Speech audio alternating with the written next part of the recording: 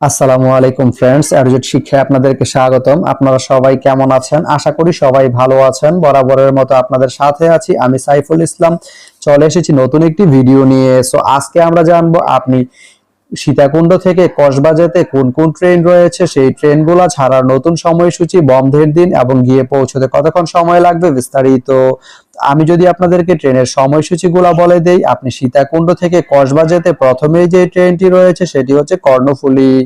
কর্ণফুলী ট্রেনটি সীতাকুণ্ড থেকে ছাড়বে সকাল 10টা 32 মিনিটে এবং এটি কসবা গিয়ে পৌঁছবে দুপুর 1টা 52 মিনিটে।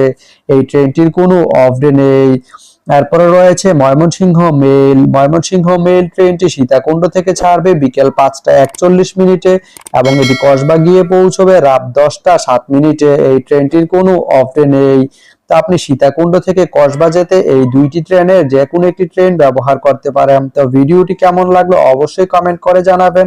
আর ভিডিওটি যদি ভালো লেগে থাকে বা আপনার কোনো উপকারে এসে থাকে তাহলে ভিডিওতে একটা লাইক করে দিবেন, কারণ আপনার একটা লাইক আমাকে অনেক ইন্সপায়ার করে নতুন নতুন আরো ভিডিও বানাতে। তো ধন্যবাদ সবাইকে ভিডিওটি এতক্ষণ ধৈর্য ধরে দেখার জন্য। ভালো থাকবেন, সুস্থ থাকবেন, অ্যাডজেট শিক্ষার সঙ্গেই থাকবেন।